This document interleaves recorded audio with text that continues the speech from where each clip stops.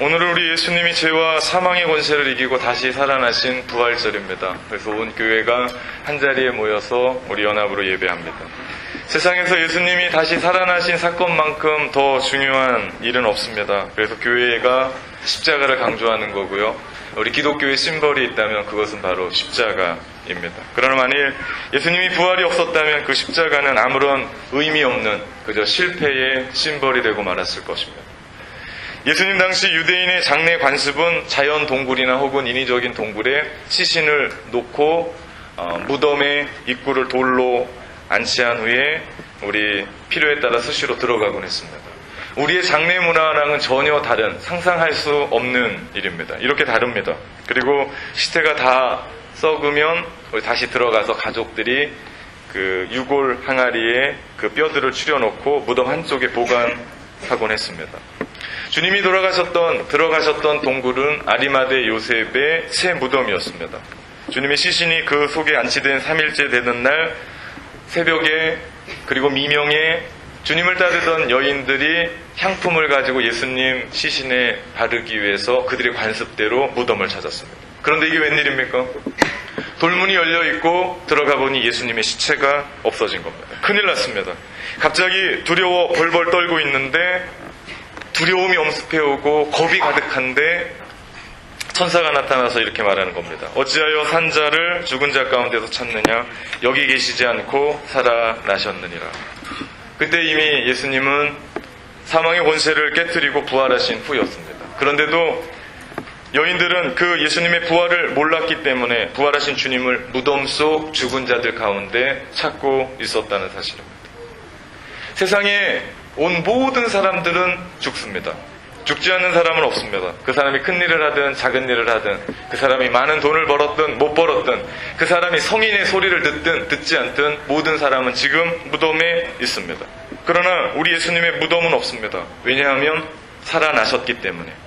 기독교는 무덤의 종교가 아닙니다. 우리 죽음의 종교가 아닙니다. 무덤과 죽음을 뛰어넘어 참 생명의 종교, 영원한 생명의 종교입니다. 그렇기 때문에 우리가 이 부활절에 이 자리에 나와서 하나님을 예배하는 줄 믿습니다. 십자가로 끝나면 안 됩니다. 십자가는 부활로 완성됩니다. 우리가 전하는 복음의 핵심이 십자가와 부활입니다. 기독교의 핵심이 여기에 있습니다. 십자가만은 안 됩니다. 그리고 부활만 또 전할 수가 없습니다. 왜냐하면 십자가 없는 부활은 없기 때문에. 죽지 않은데 어떻게 다시 살아납니까? 반드시 십자가와 부활이 함께 갑니다. 이것이 복음입니다. 부활이 우리에게 중요한 이유는 먼저 주님의 부활하셨기 때문에 우리에게 영원한 생명이 있는 겁니다. 우리가 예수 그리스도의 십자가를 믿습니다. 그리고 그분이 우리를 구원해 주셨다는 것도 믿습니다. 그런데 부활이 우리 마음 가운데 깨달아지지 않고 믿어지지 않는다면 우리에게는 영원한 생명이 없습니다. 주님이 부활하셨기 때문에 우리 모두에게 영원한 생명을 주시는 겁니다. 우리는 주님께서 우리가 받아야 될 죄의 형벌을 받고 십자가에 못 박혀 죽으시고 고통당하신 거 압니다. 그러나 만약 주님이 부활하시지 않았다면 십자가는 저주거리입니다. 십자가는 조롱거리입니다. 십자가는 죽음의 상징이요, 십자가는 혐오의 상징이요, 껄끄러운 상징입니다. 결코 사랑스러운 도구가 아닙니다. 그러나 주님은 무덤에 계시지 않고 부활하셨기 때문에, 죽음에 계시지 않고 다시 살아나셨기 때문에 우리에게 주시는 구원은 영원한 구원입니다. 우리에게 주시는 생명은 영원한 생명인 줄 믿습니다. 우리가 이것을 믿는 겁니다.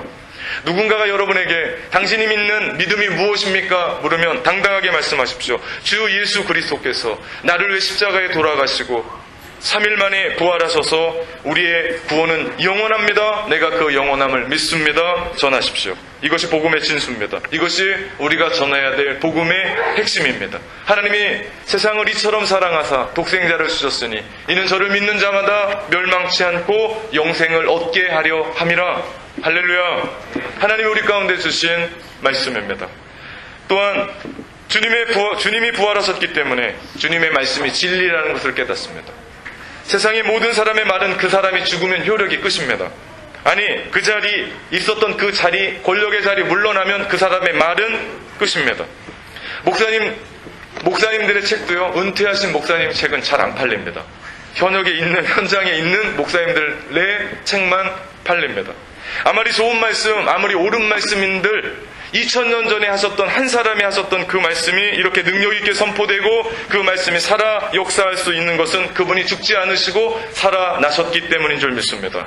부활, 이것은 주님의 모든 말씀도 영원한 생명을 지니며 이 순간 믿음으로 반응하는 우리에게 변화가 일어나고 치유가 일어나고 기적이 일어나고 능력을 받게 되고 언제까지 해야 되죠? 죽은 자 가운데서 살아나는 역사가 믿음으로 이 말씀에 반응하는 사람에게 아멘 하는 자에게 일어날 줄 믿습니다. 감사합니다.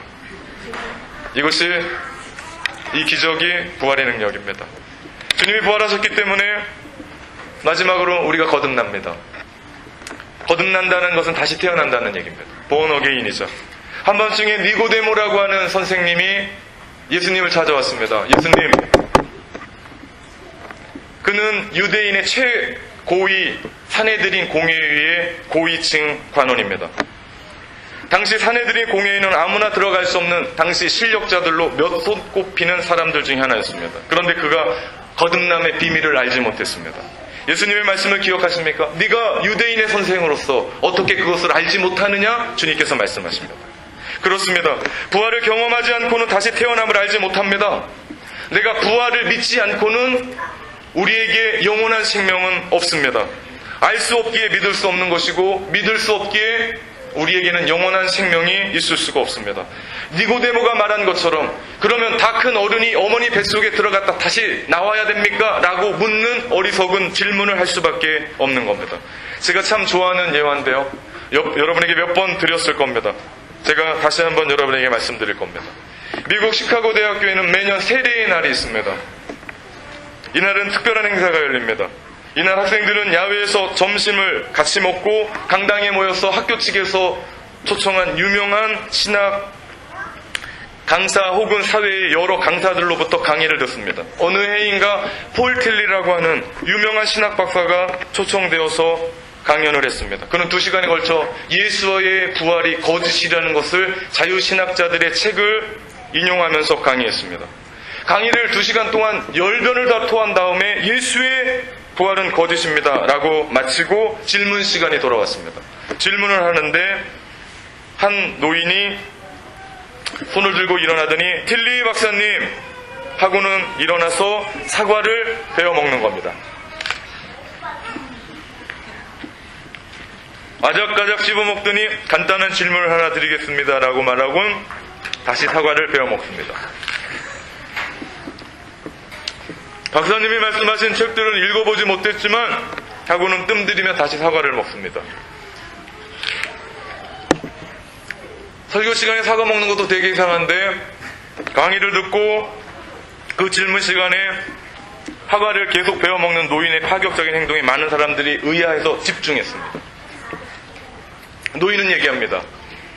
나이버나 하이데거에 대해서 나는 아무것도 아는 것 없지만 그러면서 또 사과를 아작아작 씹습니다. 그리고 나서 방금 다 먹은 사과 꼭지를 높이 들고 박사님 제가 먹은 이 사과가 신가요 단가요 묻습니다.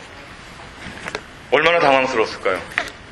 틸리 박사가 잠시 멈칫하더니 유감스럽게도 선생이 드신 사과는 내가 먹어보지 못했기 때문에 어떤 맛인지 말씀드릴 수가 없군요 라고 대답했습니다. 이에 노인이 남은 사과를 가방 속에 집어 던지며 그렇게 말합니다. 박사님은 우리 예수님을 맛보지 못하셨군요.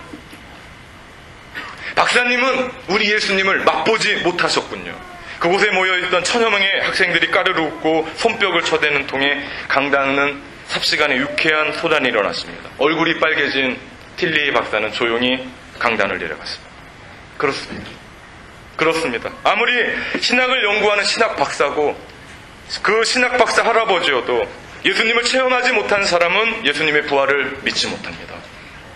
오늘 우리가 드리는 이 예배는 살아계신 그 주님과 함께 하는 예배인 줄 믿습니다. 그렇다면 2000년 전에 부활하셨던 그 사건만이 아니라 오늘 이 자리에서 동일하게 예수 그리스도의 부활의 사건이 일어나야 된다는 사실입니다. 그렇다면 우리가 부활하신 주님을 어디에서 어떻게 만날 수 있을까요? 주님의 부활은 요란한 꽹과리 속에서 이루어지지 않습니다. 정적이 쌓인 3명 미명의 여인들이 무덤을 찾아갔을 때 주님께서 이미 부활하신 뒤였습니다. 세상 가지고 살아가는 그 가치관 가득 가지고 이 예배당 밤낮 왔다 갔다 해도 우리는 예수 그리스도의 부활하신 주님을 만날 수가 없습니다. 나의 욕심, 나의 탐욕, 미움, 시기, 죄성이 내려놓아져야만이 우리가 비로소 우리 눈에 그 부활하신 주님을 볼 수 있습니다. 즉 우리의 영혼이 고요한 새벽같이 비어있을 때만 부활하신 예수 그리스도 우리가 바라볼 수 있는 그 마음은 우리가 고요한 그 새벽 미명에 여인들이 예수님 찾아갔었던 것처럼 그 새벽 미명에 내 마음이 비어있을 때만이 우리는 흑암 속에서도 부활하신 주님을 만날 수 있는 줄 믿습니다. 부활하신 주님께서 언제나 우리 곁에 계시기 때문에 부활하신 주님을 인격적으로 만난 사람은 참된 거듭남을 경험한 사람입니다. 뉴질랜드 살면서 가장 가슴 아픈 것은 부모님이 아프시다고 해서 자주 찾아보지 못한다는 것이고, 또한 더한 것은 그렇게 아프시다가 돌아가시게 되면 부모님의 임종을 보지 못한다는 겁니다. 모두가 죄인으로 살아갑니다. 지난 4월 1일 교회의 집사님 한 가정에 한국에 계신 어머니, 시어머니가 하나님의 부르심을 받았습니다. 비행기 타기 전날 늦은 시간에 가서 위로 예배를 드렸습니다. 얼마나 두 분이 우시는지 안타까웠습니다. 장례 일정을 마칠 시간에 맞춰 전화를 드렸으니 한국에 나간 남편 집사님이 어찌나 우시는지 마음이 아프다고. 인간에게 가장 절망적이고 슬픈 일은 죽음입니다. 죽음은 사람에게 있는 모든 가능성을 빼앗고 모든 유를 무로 돌려놓습니다. 그렇기 때문에 죽음은 무자비한 겁니다. 그래서 죽음 앞에서 우리는 우는 겁니다. 우리 집사님의 시어머니는 새벽마다 2억 마리 떨어진 가족을 위해 기도했답니다. 영주권을 위해, 일하는 것을 위해, 자녀를 위해, 건강을 위해. 모든 것 다 잘 돼가고 있다는 소식에 영주권도 들어갔고 사업도 시작해서 잘 되고 있고 자녀들 잘 크고 있다는 소식을 듣고 숨을 거두신 겁니다. 이것이 우리네 어머니들의 마음 아닙니까? 그러니 우리는 울 수밖에 없는 겁니다. 그러나 성도의 죽음은 여기서 끝이 아닙니다. 죽음은 곧 영혼의 생명으로 들어가는 문입니다. 죽음을 통과해야만 우리는 영원한 생명으로 들어갑니다. 우리는 그 죽음 앞에서 당당하게 선포하시는 주님의 말씀을 믿습니다. 나는 부활이요 생명이니 나를 믿는 자는 죽어도 살겠고 무릇 살아서 믿는 자는 영원히 죽지 아니하리니 이것을 너희가 믿느냐? 예, 아멘. 우리가 그것을 믿는 사람들입니다. 우리 집사님 내부는 머나먼 날 천국에서 어머니, 시어머니를 다시 보게 될 겁니다. 우리 모두도 마찬가지입니다. 한 어머니가 임종을 앞두고 사랑하는 두 아들을 불러 유언합니다. 어머니는 하나님을 알지 못하는 큰아들의 손을 붙잡고 작별 인사를 합니다. 굿바이. 반면 예수님을 영접한 둘째 아들에게는 이렇게 인사합니다. See you again.